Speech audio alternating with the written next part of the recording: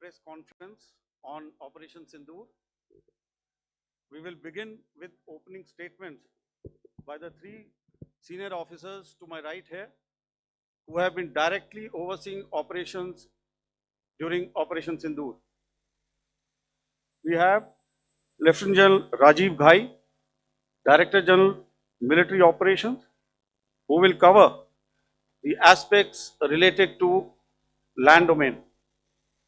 Air Marshal A.K. Bharti, to his right, Director General Air Operations, will provide insights on the air domain.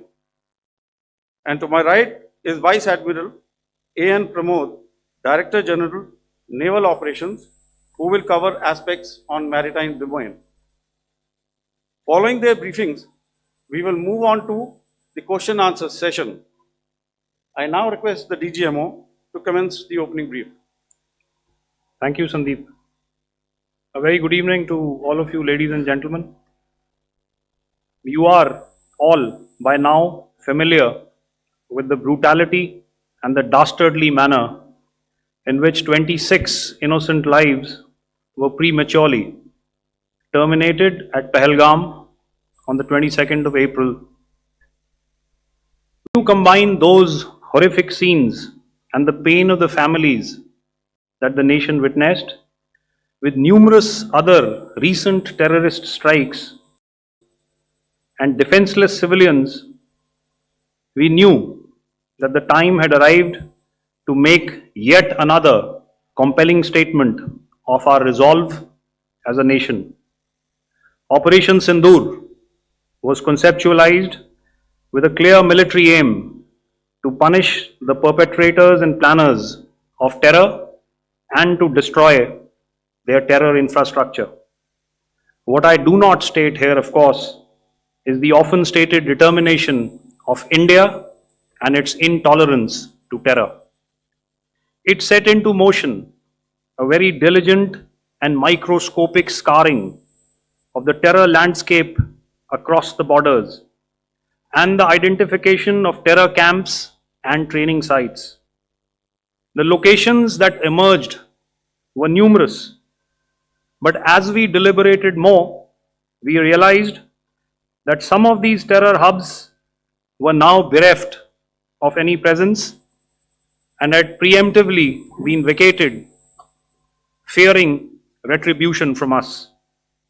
There was also a term of reference and our own binding, self-imposed restriction to target only terrorists and thus prevent collateral damage. There were 9 camps that you are now all familiar with, which were confirmed by our various intelligence agencies to be inhabited. Some of these were in POJK, while there were others that were located in the Punjab province in Pakistan. Nefarious places such as Muridke, the hub center of the Lashkar-e-Taiba, has over the years bred infamous characters such as Ajmal Kasab and the likes of David Headley. What followed was a careful scrutiny of each of these sinister locations, their layout, configuration, even the type of construction in each structure, and the terrain obtained around these. This was with an obvious intent to deduce and identify the exact vector that was required for their neutralization, as also the eyes in the sky that we would send up to ensure that we brought back evidence that we had indeed targeted what we set out to. The precise images of these engagements on that fateful and historical night have already been showcased during the first press statement on the 7th of May that was helmed by our Foreign Secretary. I have no doubt in my mind that we achieved total surprise, and those strikes across those 9 terror hubs left more than 100 terrorists killed, including high-value targets such as Yusuf Azhar, Abdul Malik Rauf and Mudassir Ahmed that were involved in the hijack of IC-814 and the Pulwama blast. The line of control was also violated soon after by Pakistan, and the erratic and rattled response of our enemy was apparent from the number of civilians, inhabited villages, and religious sites such as Gurudwaras that were unfortunately hit by them, leading to a sad loss of lives. The Indian Air Force played a major part in these strikes by engaging some of these camps, and the Indian Navy provided wherewithal in terms of precision munitions. The Indian Air Force obviously had their assets up in the sky, and I will here request Air Marshal Bharti, the Director General of Air Operations, to detail for you the methodology that the men in blue adopted to successfully manifest this mission. Thank you, Rajiv. A very good evening, ladies and gentlemen. It indeed is a difficult time that we have to come here like this and brief you. We could have done without this, but we had no choice. As the DGMO has detailed, the event was precipitated by the dastardly act at Pahalgaon. The sequence of events have already been detailed. We carefully selected the targets, and out of the 9 selected targets, the target systems that were given to the Indian Air Force were the notorious training camps at Bhavalpur and Muridke, these being further from the international boundary. Through critical target system analysis, we analyzed what was to be done to annihilate these targets and plan to engage these targets with precision air-to-surface guided munitions so as to avoid collateral damage. Modalities of planning process I will not go through at this instant. However, what I would like to show you is the results that we achieved through our targeted air strikes. Could I have the second slide, please? Yeah, change, please.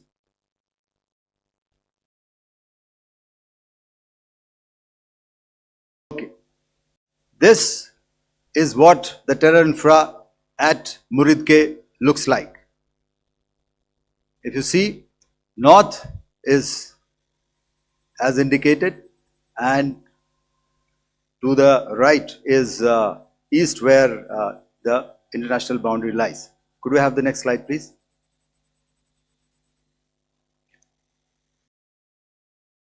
Orientating. Just go back one slide. Okay. Please have a look at this red building, the series of buildings out here, and this empty ground. Next. If you relate, the empty ground is here, and you see this is the first weapon that is impacting. This is the impact point number 1 on Muridke training camp with our precision guided weapon on early morning 7. Next, please.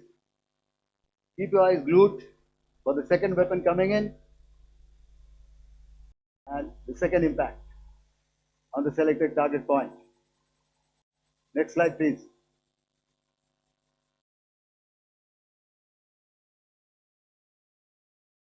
Third weapon, third impact. Continue. Fourth weapon, fourth impact. So through these targeted and precision targeting, we addressed the target at Muridke, which was the turning infrastructure. Can you hear me? All right. Okay, I'll come closer to the mic. Now we go to the next target, which is the Bhavalpur training camp. Next slide, please. Okay, just wait. So the effect, if you see, impact point. If I can point out, this is the impact point. The ammunition has gone through the roof and it has created a blast inside, the photographs of which you would have, all of you would have seen. And the red building, after that there was this double-story building. It has been completely decimated by precision targeting. Next, please. Target system, which was in the north, a series of buildings. I will show you how it looked. Next. Completely destroyed by our precision targeting. Next. Now coming to Bhavalpur, this is the target complex that we are dealing with, a fairly large target complex. So we had to carefully choose the points that we needed to address, which were high value and which would meet our stated objectives of eliminating the terrorists. I would like to draw your attention to this red canopy, and in relation to that I would cover the targets. One target system is a series of buildings here, other one here and other one out here. Next slide, please. This is how it looked before, and this is how the building looked after the impact of the weapon, and orientation in relation to this red canopy you can see here. Next, please. Before, next, and after. Roofs have completely collapsed. Next. This is the target system. Next. Precision targeting, and we have achieved our objectives here. Next. All right. So that was what we did on the 7th. Our objective was to address these two terrorist camps, and that we did with precision.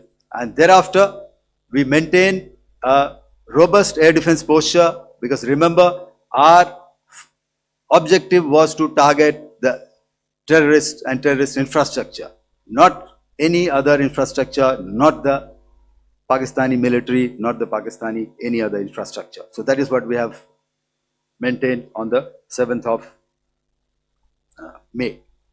However, what we saw in the evening of 7th of May, we were saturated with a raid of Pakistani unmanned aerial vehicles and small drones, and these came in waves in our civilian areas, over our military installations, and all of them were successfully intercepted.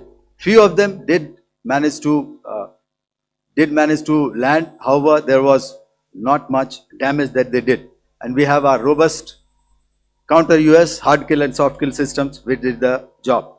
However, the difference here was that we had targeted the terrorists. The adversary now has targeted our civilians and the military infrastructure. So it had to be responded to. So in a quick and calibrated response, that very night, we struck their radar installations at Lahore and close to Gujranwala, the LYT installation, to indicate to him that we are ready, yet we do not want to escalate. Our fight was with the terrorists and not with the Pakistani military establishment. Thank you. Thank you, Air Marshal Bharti. So, ladies and gentlemen, he's outlined operations not only on the night of 6th and 7th of May, when Operation Sindoor commenced, but also on the subsequent night. Being well aware and familiar with the congenital and impulsive nature of our adversary, and even though we did attempt to reach out and communicate our compulsions to strike at the heart of terror to my counterpart in the immediate wake of Operation Sindoor. The request was brusquely turned down, with an intimation that a severe response was inevitable and in the offing. We were, of course, prepared. Operations on the 7th and the 8th, Air Marshal Bharti spoken about.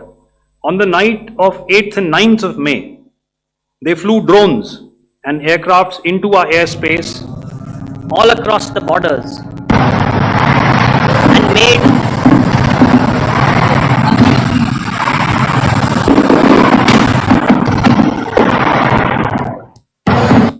and made largely unsuccessful attempts to target numerous military infrastructure.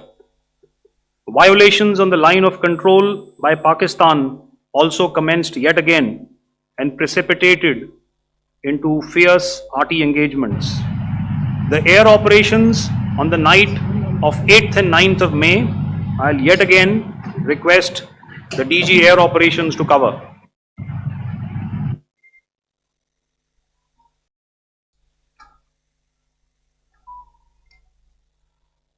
I just covered what happened on the night of 7th and 8th.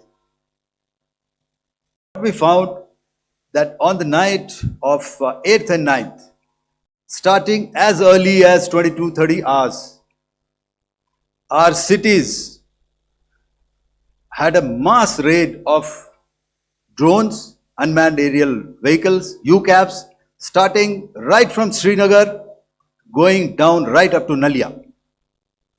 It was a mass raid in waves and it was relentless. However, we were prepared and our air defense preparedness ensured that there is no damage on ground or to any of the intended targets that the enemy might have planned for.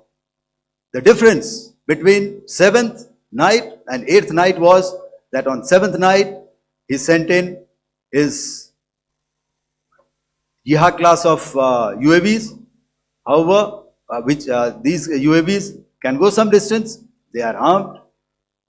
However, on the 8th, less numbers of armed UCAVs were there or UAVs were there and more numbers of quadcopters, maybe for surveillance or just for harassment of civilians. This continued till midnight. Our air defense preparedness ensured that there was no damage on the ground, either to the military installations or to the civilians.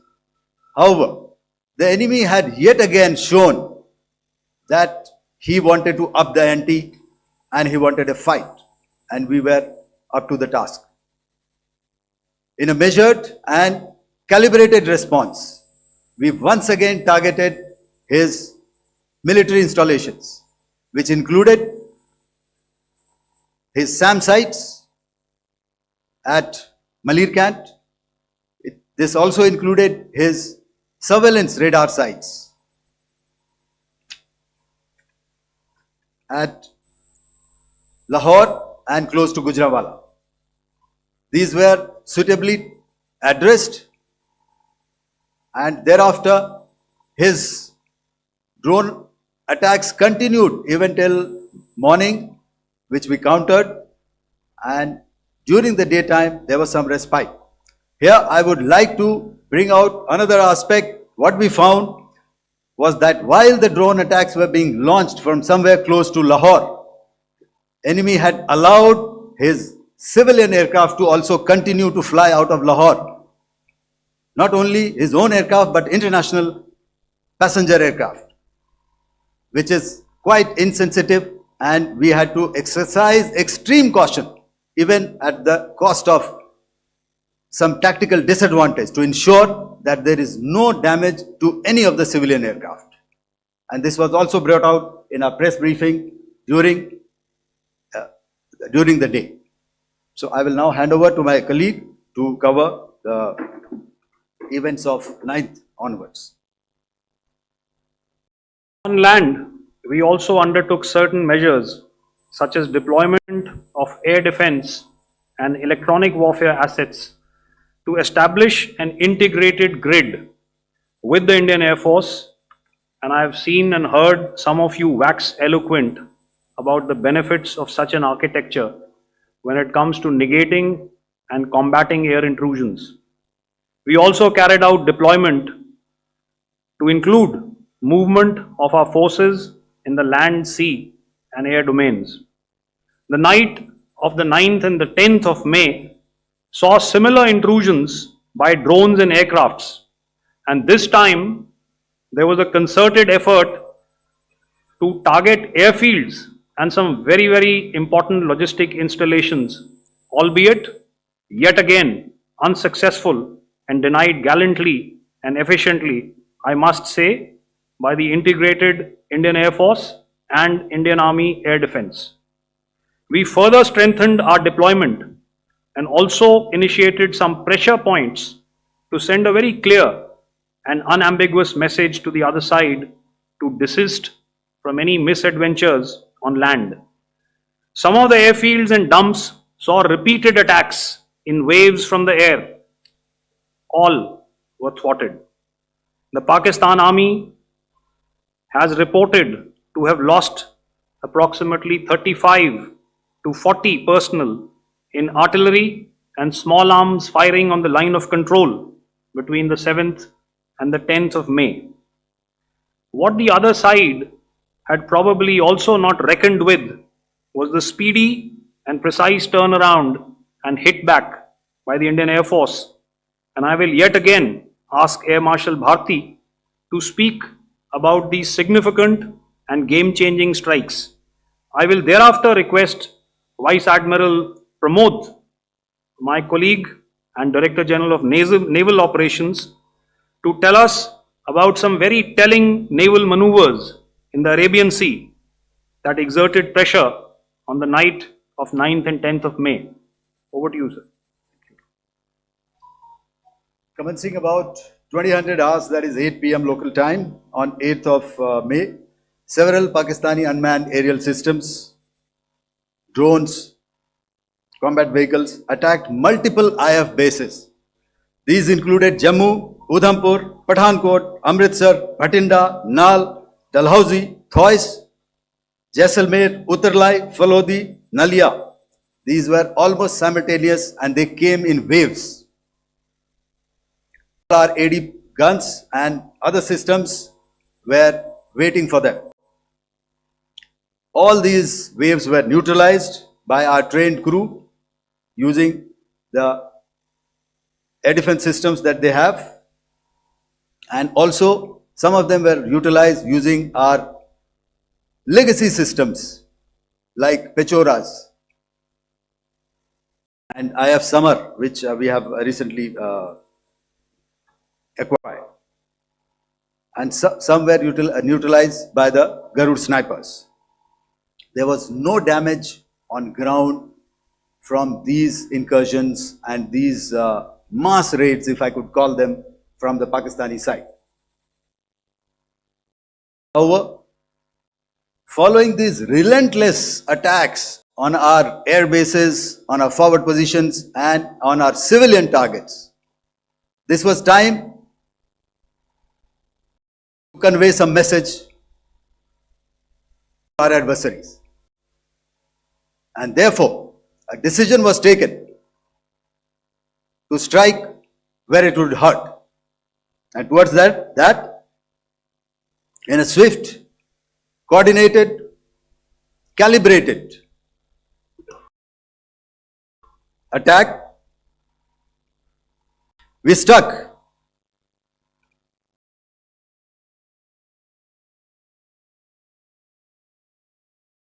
air bases, command centers, military infrastructure, air defense systems across the entire Western Front. The bases we struck includes Chaklala, Rafiki, and mind you, Chaklala is Islamabad, Rahim Yar Khan, Sakar, sending a clear message that aggression will not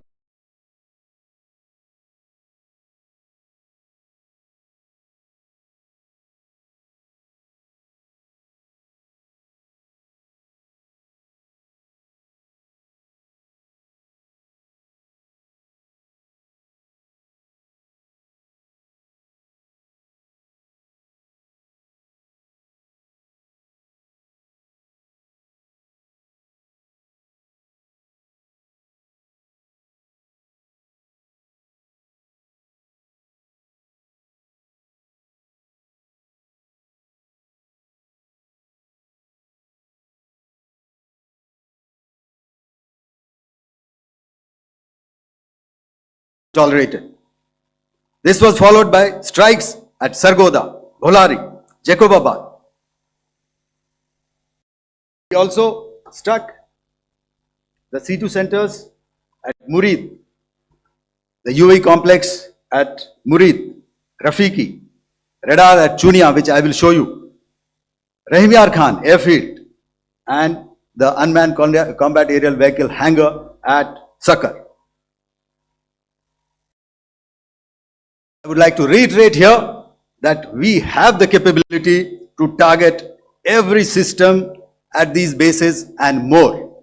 However, it was only a measured response to instill good wisdom to our adversary to refrain from further escalation. IF response was directed only at military installations, avoiding civilian and collateral damage. I would now like to show you some of the effects that have been achieved as a result of our air operation.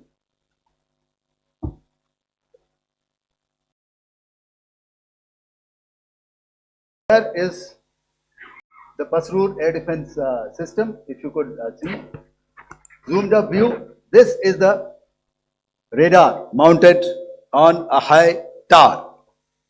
And after the strike,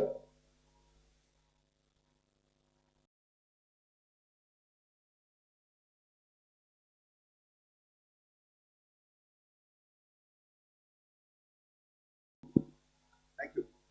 Can you hear me? Yeah, thank you. And after the strike, this is what has happened. This radar has been taken out, completely burnt. Next slide, please. The Chunia air defense radar, which was taken out on 7th and 8th. This is the radar site.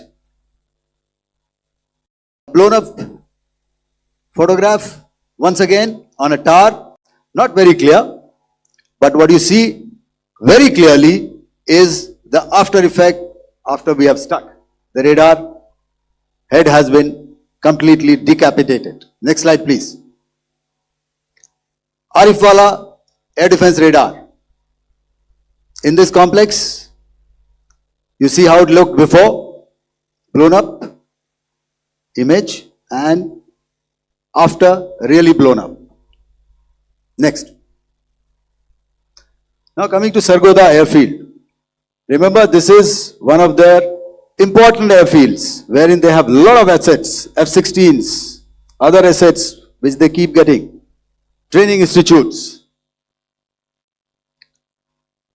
And we have stuck this airfield.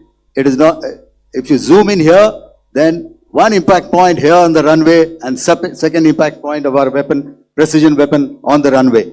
And if you see this blown up, repairing going on. Same here. Next. Rahimyar Khan. This is the area we have stuck. A deep strike out here and one complex here. So this is how it looked before, and same. You see a big crater, another crater here, and this complex after strike neutralized. Next. Chaklala airfield, Noor Khan, once again a major air base, a lot of their logistic assets out here. This was the chosen complex that we intended to strike and convey a message. Next slide, please. This is how it looked before, and this is how it looked after our strike. Next. Sakar. We chose the radar site at Sakar.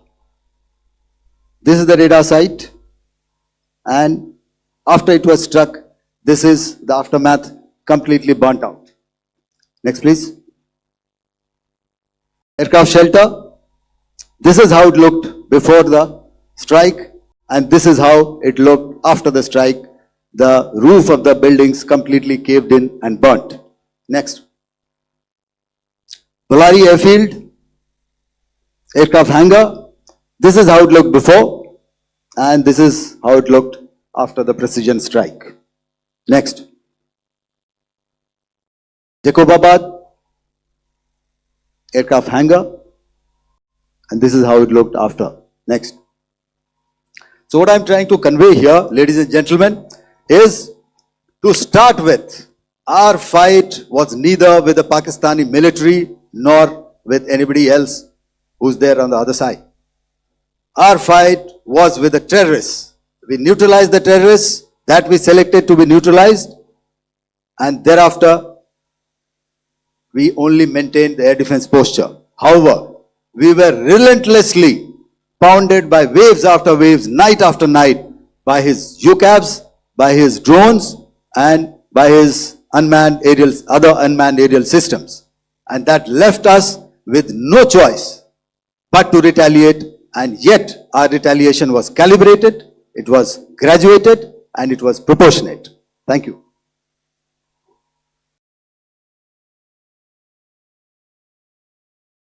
Good evening, ladies and gentlemen. In the aftermath of the cowardly attacks on innocent tourists at Pahalgam in Jammu and Kashmir by Pakistani-sponsored terrorists on 22nd April, the Indian Navy's Carrier Battle Group, surface forces, submarines and aviation assets were immediately deployed at sea with full combat readiness in concert with the joint operation plan of the Indian Defence Forces. You may be aware that we tested and refined tactics and procedures at sea during multiple weapon firings in the Arabian Sea within 96 hours of the terrorist attack. The aim was to revalidate our crew, armament, equipment and platform readiness to deliver various ordnance on selected targets precisely. Thereafter, our forces remained forward deployed in the Northern Arabian Sea in a dissuasive and deterrent posture with full readiness and capacity to strike select targets at sea and on land, including Karachi at time of our choosing. The forward deployment of the Indian Navy compelled Pakistani naval and air units to be in a defensive posture, mostly inside harbors or very close to the coast, which we monitored continuously. The Indian Navy maintained seamless maritime domain awareness throughout the duration and was entirely aware of the location and movement of Pakistani units. In effect, we had and continue to have good battle space transparency using our maritime domain awareness grid. As you are aware, our response has been measured, proportionate, non-escalatory, and responsible from day one. Accordingly, the calibrated approach considered all options, including the ability of the Indian Navy for offensive action from and at sea. As part of this escalation control mechanism, the application of force by the Navy was planned in a synchronized manner in coordination with the Army and Air Force, the highlight being teams from the three services working closely in an integrated manner. Along with the kinetic actions by the Indian Army and Indian Air Force, the overwhelming operational edge of Indian Navy at sea contributed towards Pakistan's urgent request for a ceasefire yesterday. As we speak, Indian Navy remains deployed at sea in a credible deterrent posture to respond decisively to any inimical action by Pakistan or Pakistan-based terrorists. Thank you. Samno Varna, Jai Hind. Now I'll hand over to Director General Military Operations for further proceedings. Ladies and gentlemen, on the 10th of May, in the morning, even as we were getting into a huddle to wargame the events of the previous night, a routine exercise, I received a message on hotline from my counterpart in Pakistan seeking my willingness to communicate. Since our initial aim was to strike at terror camps, and all our actions in the subsequent days were in response to the intrusions and violations by the Pakistan Air Force and its army, it was decided that I would indeed speak with my counterpart. You are already aware, I've seen it being covered on national television, that my communication with the Pak DGMO was conducted at 15:35 hours yesterday and resulted in cessation of cross-border firing and air intrusions by either side with effect from 1700 hours 10th of May, after he proposed that we cease hostilities. We also decided to further speak on the 12th of May, that's tomorrow, at 1200 hours, to discuss the modalities that would enable the longevity of this understanding. However, disappointingly, and must I add, expectedly, it took only a couple of hours for the Pakistan Army to violate these arrangements by cross-border and across the line of control firing, followed by drone intrusions across the expanse of the Western Front through last night and in the early hours of the morning today. These violations were responded to robustly and dealt with as they must be. We have earlier today sent another hotline message to my counterpart highlighting these violations of the understanding between the DGMOs on the 10th of May and our firm and clear intent to respond to these fiercely and punitively, if repeated tonight, subsequently, or later.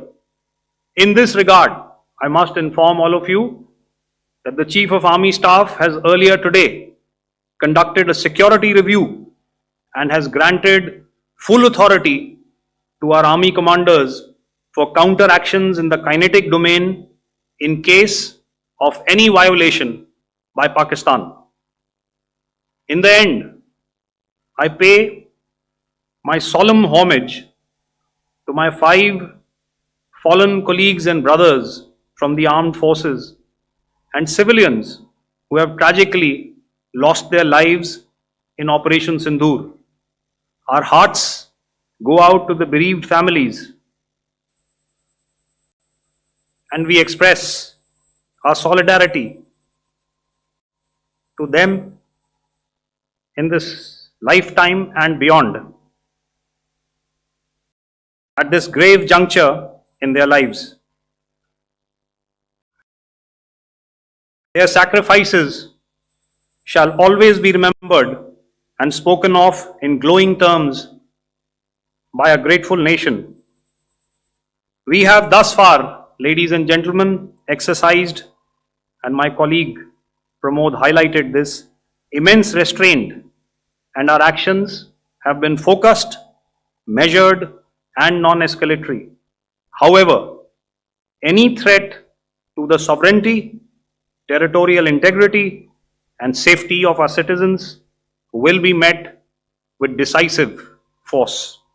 Jai Hind. Okay, ladies and gentlemen, we are now open for questions. All right, now since I would not know all of you, I would expect you to please raise the placard or your hand, and once I indicate, I expect you to please give out your name and the media group that you belong to. Keep your questions short so that we can take as many questions as possible. Also, ladies and gentlemen, kindly bear in mind that confidential aspects may not be answered by the 3 DGMOs. Right. I've got a lot of hands there. Let me start from the left. Left foot always in front when we start marching. So here we have to the left, okay, yeah, 238. Hello. So this is Manas Pratimhuyan from PTI, Press Trust of India. So the understanding that was reached yesterday on stopping demilitary operations and actions, was it for just 3 days? And what would be the cost escalation if there is violation of this understanding by the Pakistani side. And my subsequent question would be that we have a kind of ceasefire agreement with Pakistan that was finalized in 2003. So will there be some kind of similarities in frameworks between the two kind of understandings, 2003 ceasefire agreement and the current understanding on stopping military operations? And again, what are the cost that will be incurring on Pakistan if Pakistan again resorts to this kind of terrorist activities, because we have made it very clear that the cost will be very high. So I would like to have your thoughts on it. Okay, so I'll answer the latter part of the question first. I also want to add that while the initial ceasefire agreement, as you correctly pointed out, is of the 2003 vintage, but I must remind you that in 2021, in the month of February, and this was then when the crisis in Eastern Ladakh was also on, the two DGMOs had spoken and arrived at a ceasefire understanding that lasted right up until this unfortunate attack at Pahalgam. Once our Foreign Secretary had announced the decisions of the CCS in the immediate wake of that attack, he had announced certain measures, and then of course Pakistan had in turn made its own announcements. Since then, there have been certain violations of this ceasefire understanding, and of course after the 7th of May, like I pointed out during my statement, that there have been numerous violations on the line of control especially, and of course along the international boundary by the Pakistan Army and the Pakistan Air Force. This understanding that we spoke about yesterday, no, it was not for 3 days.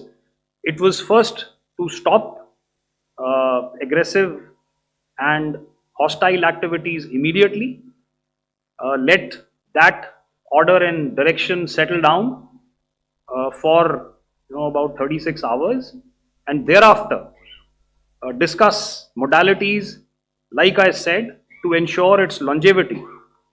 That is tomorrow on the 12th of May. But unfortunately, we had a violation starting at approximately 1900 hours last night, and we've sent a communique, like I said, to the Pakistan Military Operations Directorate, and we will await what happens tonight.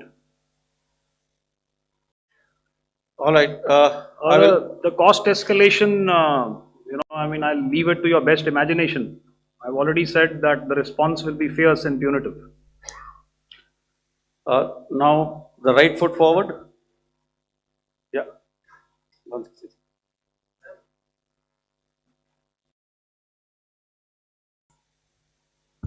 Sir, I am Ajit Dubey from ANI, sir. Sir, my question is that you talked about the loss of lives to the Pakistan Army, that was around 35 to 40 kills secured by the Indian Army. Sir, can you tell us what would be the total loss of life to the Pakistan Army in both Army and Air Force attacks, sir? And how good was the performance of the BrahMos, Scalp and the S-400 during the operations? And sir, since we have sir, just one line, no multiple sir. questions, please. Sir, all right. and since sir, we have achieved such a spectacular, we have made good achievements in this entire operation, can we say that we have emerged victorious, or we have a big upper hand over the Pakistanis in this entire conflict? Thank you very much, sir. So I'll answer the question about the loss of lives on the other side. Of course, there are various means to ascertain that number. There is information from various agencies that come in. There are, of course, on the line of control, other ways to find out as to what has been the effect of what you are doing there in ceasefire violations.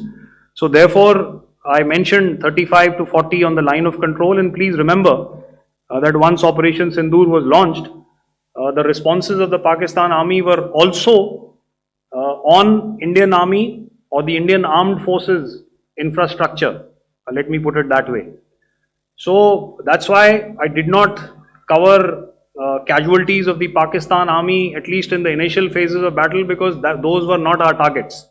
Our targets were terror oriented, and of course later, once they launched air intrusions and air operations on our infrastructure, we've used heavier weapons, and of course there would have been casualties, but those are still being assessed. The effects of the weapons that you mentioned, I will request Air Marshal Bharti to apprise all of you about those. Good evening, Mr. Ajit. How are you? Ajit, okay, you're meeting after some time. I never mentioned about any of the weapons that we used. Okay. What I was saying, that I never mentioned of any of the weapons, the caliber that we used. All right, so we'll leave it at that. Those are matters of operational details which I would not like to go into. But suffice to say that whatever methods and whatever means we have chosen, it had the desired effects on the enemy targets. How many casualties? How many injuries? Well, to start with, our aim was not to inflict casualties, but in case there have been, it is for them to count. Our job is to hit the target, not to count the body bags. And the last part of your question, I wonder if you read out the tweet on ADGPI at midnight once we'd done what we had to in Operation Sindoor. And that's credit to my friend here on the left. Justice has been served, Ajit. That is all that I will say. Ajit, I'll request you to, refrain putting words into his mouth. All right. Yeah, I'll come back to the left. 147. Sorry, 47. No, 47. Did I see it here or? Yeah. Good evening, gentlemen. Sorry, 147. I saw it there. Sorry. Yeah. Since I've already said 147. Start, please. Hi, sir. Good evening. This is Shivam Patel from Reuters News Agency. Thank you for giving me the opportunity. My question, sir, is how many military targets did Indian Armed Forces strike in Pakistan in response to the attacks from Pakistan? How were these targets selected? And how many troop casualties have been there in total on both sides, if you give details? Thank you. I'm sorry, where are you? I haven't spotted his. He's to the right. Okay. Can you just repeat that for me, please? Sure, sir. So my name is Shivam Patel. I'm from Reuters News Agency. My question is, how many military targets in total did the Indian Armed Forces strike in Pakistan in response to the attack from Pakistan? How were these targets selected? And how many troop casualties have been there on both sides, if you can? So you're speaking of the targets that I mentioned in the wake of the attack at Pahalgam, right? Yeah, I think it's amply clear to everybody here that the Pakistan Army has not crossed the international boundary, neither in the plain sector nor on the line of control. So the intrusions have been in the air. There have been certain attempts on the line of control when ceasefire violations have been on to try and infiltrate and carry out and perpetrate activities that we are all very well familiar with. Whether these are by terrorists or by the Pakistan Army or its special forces and commandos is difficult to say, but each of these have been effectively thwarted. So therefore, as far as engagements of military targets on the other side is concerned, I thought Air Marshal Bharti covered those very well and in detail, and he also mentioned as to how they went about targeting those. I think those images were very clear and very, very graphic in telling us as to what we needed to hit. And you'll remember right at the outset, I said that we even went into what was the construction in each of these locations, and therefore decided on the vector that had to be utilized. Please. Okay, if I could add to what the DGMO has said, I have already detailed the targets. Now, whether it is X numbers or Y numbers is that is immaterial. And what damage have we inflicted? You have seen. What are the casualties on the other side? As I said, that is for them to count. As far as we are concerned, from the air defense side, if they had a choice, they would have definitely come in. They are fighters, there are more numbers of UCAVs. It is not that they did not intend to come in. It is only that our robust AD posture prevented them from coming in. So that must be known, and that must be realized by all the audience here. Yeah, I'll come to the left now, 24.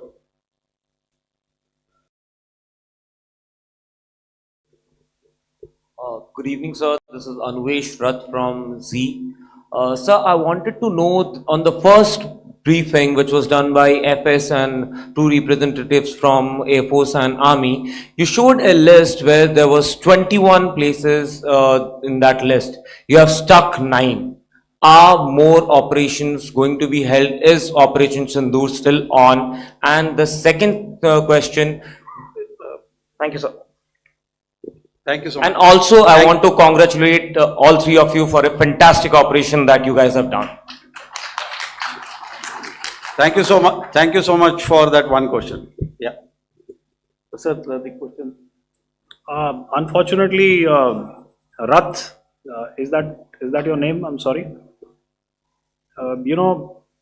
As far as operational details are concerned, I am not in a position to share those right now.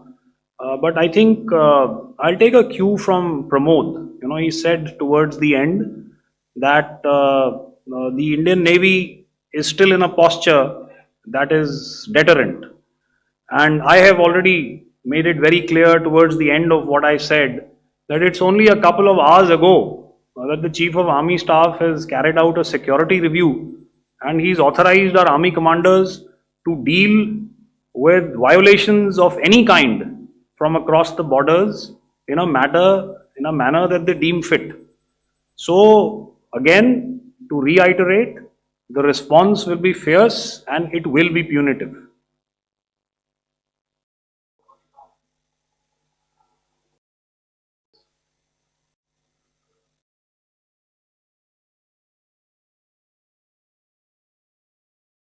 You go back this side now. Yeah, 255. She said middle wale kya karenge? So 255. Oh, sorry. Good evening, sir. Yeah, 255. I'm Shailesh from National Defense. Please allow me, first of all, to pay my gratitude for protecting us Indians. Thank you very much. Sir, since the enemy has been talking about taking down our aerial platforms, it would be deemed fit in case we can reveal that we have taken down their fighter jets. What could be the number? Though you said that they may be not good to reveal the platforms, but since this has come from various quarters in Pakistan, so I believe that we need to answer, in case if you can, sir, if you may allow. The question is for me? Yes, sir. Okay, and if I get it right, you want to know how many of their planes we have downed? Yes, sir. Yes, sir. All right. See, as I said, their planes were prevented from coming inside our border. All right. So we do not have the wreckage with us, but definitely we have downed a few planes. Numbers, we would not like to hazard a guess out here. Okay. I have the numbers, okay, and we are getting into the technical details of it to establish it. So I would not like to put a figure at this time, but definitely there are losses from their side which we have inflicted. Were they, please don't ask. were they fourth generation plus, sir? No, See, sir, you're putting words into my mouth. Why do you Sir, say fourth generation? Let us make it high tech. Thank you so much, sir. all Thank right.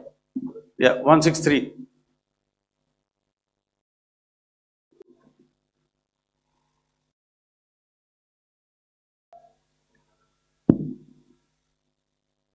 मैं मंजीत नेगी हूँ आज तक से। मेरा सवाल ये है कि इस पूरे ऑपरेशन में जो आतंकी ठिकानों को निशाना बनाया गया, क्या नंबर्स कुछ बता सकते हैं कितने आतंकी मारे गए? कुछ नाम सरकार मतलब कुछ नाम मीडिया में आए भी हैं जो बड़े उसके मास्टरमाइंड थे। और एक सवाल जो आज एयरफोर्स ने भी ट्वीट किया कि ऑपरेशन सिंदूर अभी जारी है और सरकार की तरफ से भी कहा गया, और पिछली बार जब विदेश मंत्रालय की प्रेस कॉन्फ्रेंस पहली हुई थी उसमें वो लिस्ट दिखाई गई थी कि 21 टेरर कैंप आइडेंटिफाई किए गए हैं। तो क्या जो बाकी बचे हुए टेरर कैंप उन पर भी कार्रवाई होगी? और एक नंबर अगर आप बता पाएं कितने टेररिस्ट मारे गए? Manjeet ji, 3 questions. The third one has just been asked here before. So 21 this thing. So I'll request the first to be answered so that we have more number of people who can ask. Manjeet, जब मैंने statement दिया तो मैंने शुरू में ही कहा कि जैसे ही ऑपरेशन सिंदूर कॉन्सेप्चुअलाइज हुआ तो हमारा जो पीछे की कार्रवाई होती है स्पेड वर्क और टारगेट्स को आइडेंटिफाई और एनालाइज करने की कार्रवाई शुरू हो गई थी। मैंने जब स्टेटमेंट दिया तो मैंने बताया कि बहुत सारे थे, हमने 21 दिखाए होंगे और भी हैं, लेकिन वो लिस्ट फिल्टर करते करते 21 तक पहुंची। अब क्या आगे एंगेज किए जाएंगे? अगर जरूरत पड़ेगी तो जरूर एंगेज किए जाएंगे, लेकिन मैंने बताया कि इस समय जो इंट एजेंसीज ने हमें बताया कि फलाने कैंप में प्रेजेंस है, हमने उनको एंगेज किया। कुछ नाम मैंने लिए, कुछ नाम अभी पुख्ता किए जा रहे हैं। मैंने आपको बताया कि जो इंट एजेंसीज ने अभी तक असेसमेंट किया है उसमें उन्होंने कहा है कि तकरीबन 100 से ज़्यादा मारे गए हैं। और एक आज आपने तस्वीर भी देखी कि काफ़ी प्रोमिनेंट जो फ्यूनरल था, काफ़ी प्रोमिनेंट एक जो हस्ती हैं वो ऑर्गेनाइज कर रहे थे, और उस फ्यूनरल में और कौन कौन लोग अटेंड कर रहे थे वो तो आपने देखा ही। तो आप लोग सब समझदार हैं और मुझे ये कहने की ज़रूरत नहीं है कि इन लोगों को कहाँ से सपोर्ट मिल रहा है। अगर नहीं मिल रहा होता तो ऑपरेशन सिंदूर नहीं होता, तो उसी की वजह से है ये ऑपरेशन। तो मेरे ख्याल से मैंने आपके सारे सवालों का जवाब दे दिया है। Ma'am.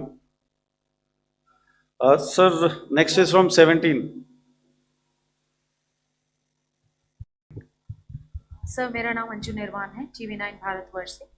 सर, मेरा सवाल ये है कि ऑपरेशन सिंदूर में हमारी जो इंडियन नेवी है उसके बारे में सर थोड़ा सा बताएं कि किस तरह की उसकी भूमिका रही, क्योंकि हमने इस दौरान सर देखा कि बहुत सारी स्पेकुलेशन भी रही और ये बोला गया कि कराची तक हमारी नेवी ने ऑपरेशन किया है।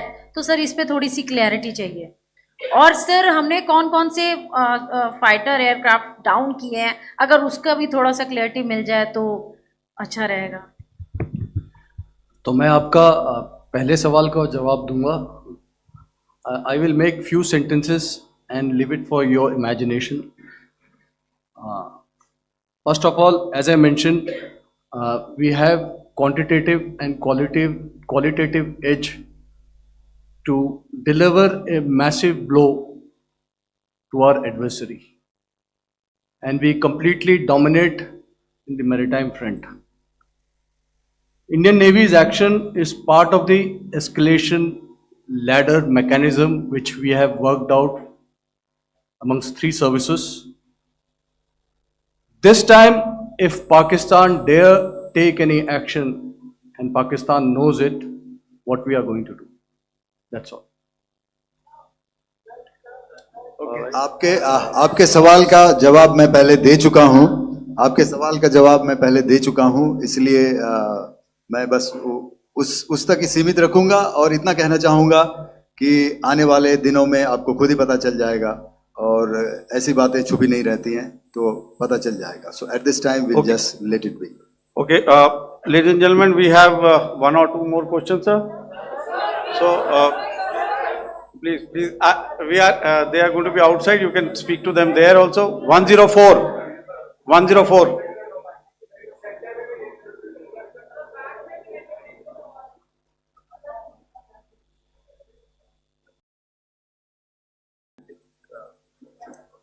Yeah, ask. Sir, Dinakar with the Hindu newspaper. Are you surprised that you got this question? No, sir.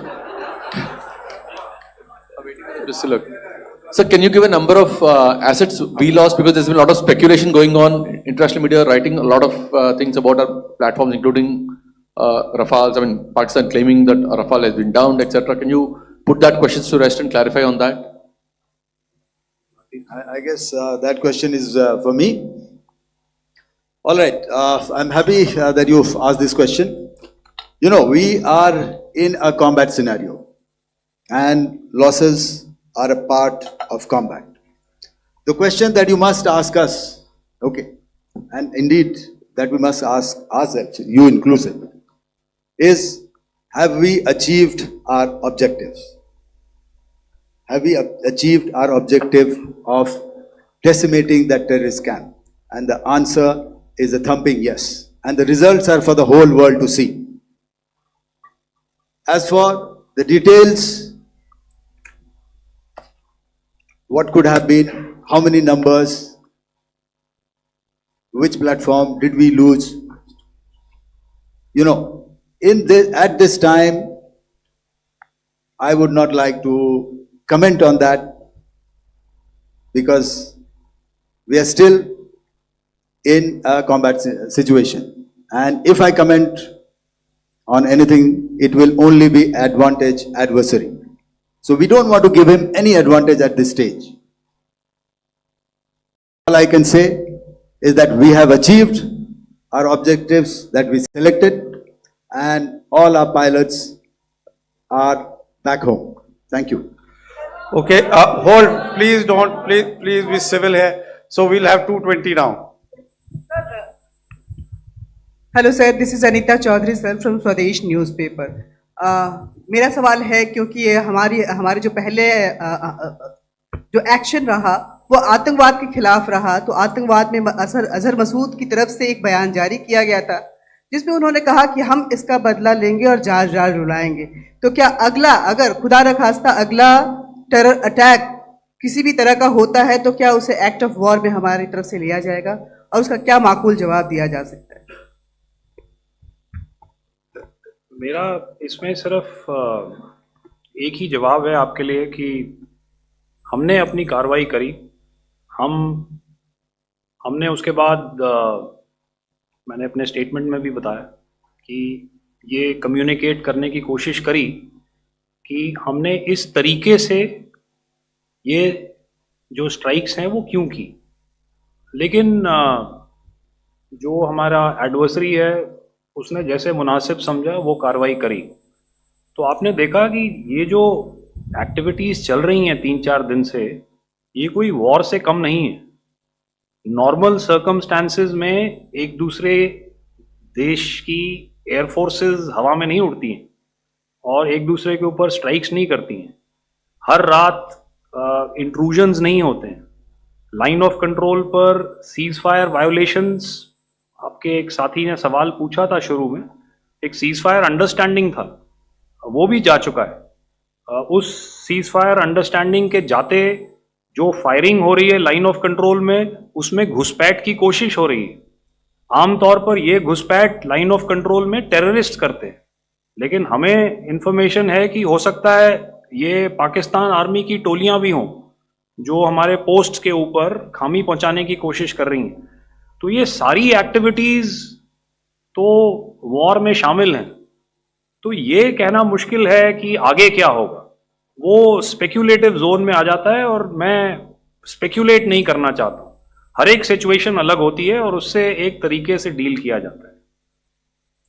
Sir मैं एक सवाल इसका मैं जवाब देना चाहता हूँ, एक minute.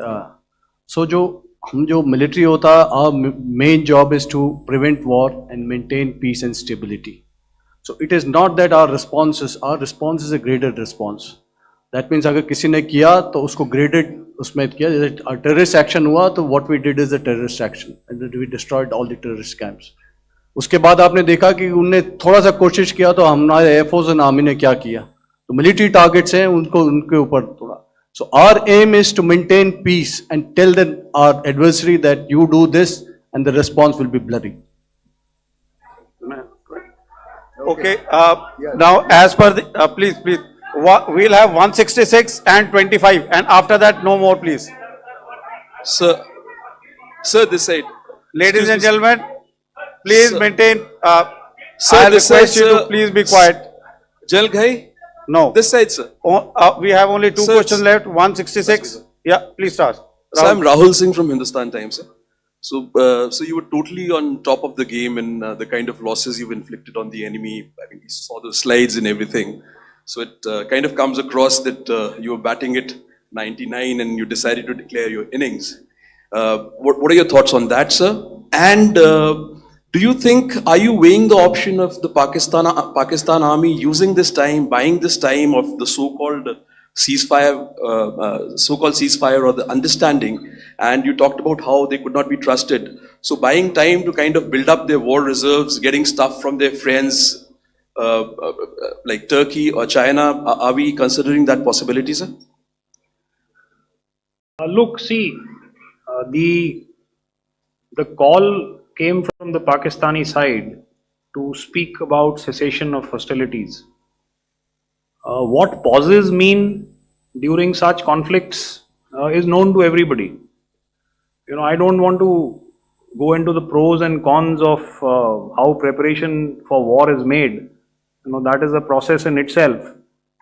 But I think my senior colleague here, the DG Air Operations, spoke, or he alluded at least, you know, to what this operation was precisely and specifically meant for.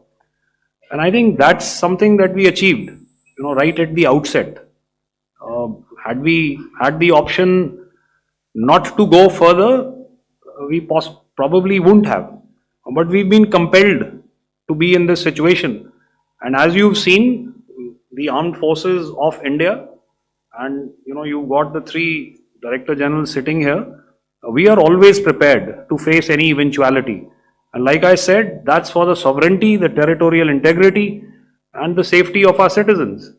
So whatever has to be done will be done. You know, I'm not so concerned about what Pakistan will do in this time. I'm only concerned about what we will do. We have a roadmap and a plan, and we will follow it diligently, and we will follow it to the T. You know, that's the contention that I want to make here today. Ma'am, please. Okay, the last question, and ma'am, 25, she has been she's been asking since the first one. Sir, I'm Nandita. Sir. She's not asking a question. Sir, I'm Nandita Dagar, DAGAR from DD News and DD India. Sir, I wanted to ask you that my question is to General Ghai. Sir, you spoke to your counterpart yesterday and the Pakistani counterpart. Sir, what is the Indian Army's assessment that despite that agreement, that talk that you had, despite that agreement coming into effect at 1700 hours yesterday, why did they violate it? And number two, yesterday at the Joint Defense Ministry and Foreign Ministry briefing, Wing Commander Vyomika Singh and Colonel Sophia Qureshi had told us that we have cited the Pakistani troops amassing at the borders and at the LOC. Sir, has that situation changed? Have they withdrawn? And sir, if in case, despite now there is a lull of course, but if tonight again, if the enemy again carries out shelling and aerial intrusions through drones, what is going to be our response, sir? Thank you. So without outlining the specifics of that response, I've already made it clear that there will be a response and it will be fierce and it will be punitive. Why the Pakistan army chose the option of violating the understanding that was arrived at earlier yesterday, I think that's a question that we best answered by the Pakistan DGMO. I wouldn't be able to, you know, give you that. But, you know, in situations such as these, and if you go back into any conflict, sometimes these understandings take time, you know, to fructify and manifest on ground. But without, you know, getting into the reasons. It is our mandate to be prepared at all times, and that we were. It's not as if because there was an understanding we weren't prepared. I must tell you that the armed forces were on a very, very high alert, and they continue to be in that state even as we speak. Oh, all right. Ladies and gentlemen, please, ma'am, please. Okay, thank you so much for coming today. Those who have missed asking a question, those who have missed, see, I knew I'll grab this attention from you like this. Those who have missed the opportunity to ask a question can give me a written one. I will definitely get back to you with that. And also, they are they are invited for a cup of tea in my office day after tomorrow. Thank you, ladies and gentlemen, for coming. Thank you. Thank you very much.